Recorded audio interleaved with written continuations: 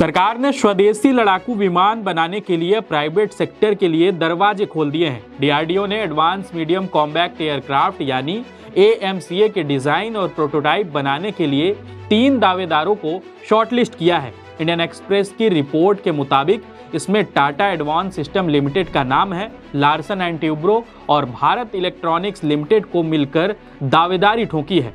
इसके अलावा लिस्ट में भारत फोर्स वीईएमएल डेटा पैटर्न्स के कंसोर्टियम का नाम शामिल है।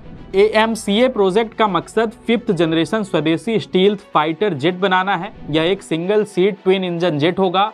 इसमें स्टेल्थ टेक्नोलॉजी की कोटिंग होगी और हथियारों का जखीरा रखने की भी व्यवस्था होगी। इस प्रोजेक्ट के तहत 125 से ज़्यादा लड़ाकू विमान बनाने जाने की उम्मीद है, जिन्हें 2035 तक वायुसेना में शामिल किया जा सकता है। इसके बाद भारत अमेरिका F-22 और F-35, चीन J-20 और रूस Su-57 जैसे उन चुनिंदा देशों की सूची में शामिल हो जाएगा जिनके पास 5वीं पीढ़ी के लड़ाकू विमान हैं। डीआरडीओ ने एरोनॉटिकल डेवलपमेंट एजेंसी के जरिए जुलाई 2025 में टेंडर जारी किए थे।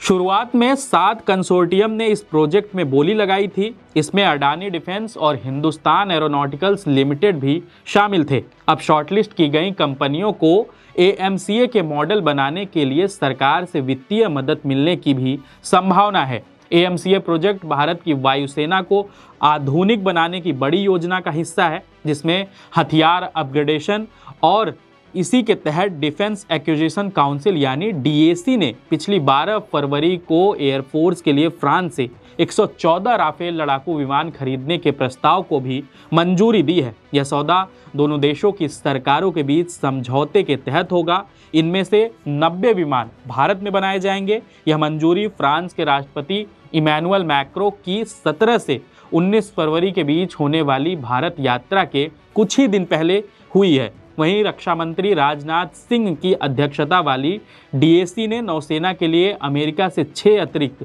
P-81 समुद्री निगरानी और एंटी सबमरीन वॉरफेयर विमान खरीदने की भी मंजूरी दे दी है। वहीं इंडियन एक्सप्रेस ने सूत्रों के हवाले से लिखा कि एचएएल के तरफ से बोली लगाने की कागजी प्रक्रिया में गलती होने की आशंका है, इसलिए उनका नाम नहीं आया। हालांकि सैद्धांतिक रूप से एचएएल को बाद में बोली लगाने की अनुमति मिल सकती है। रिपोर्ट के मुताबिक एचएएल को भेजे गए ईमेल का कोई जवाब नहीं मिला है। हालांकि एचएएल के चेयरमैन और प्रबंधक निदेशक डीके सुनील ने पिछले हफ्ते कहा था कि कंपनी स्वदेशी 5वीं पीढ़ी के लड़ाकू विमान के लाइसेंस के लिए बोली लगाएगी, भले ही उसका कर्टोजियम शुरुआती स्क्रीनिंग में शॉर्टलिस्ट न हो। बहरहाल इस पूरी खबर पर आप क्या सोचते हैं, हमें कमेंट बॉक्स में जरूर बताएं। इस वीडियो को हमारे साथी अरुण रिकॉर्ड कर रहे हैं। मैं सौरभ हूं और आप देखते रहिए JHS न्यूज़।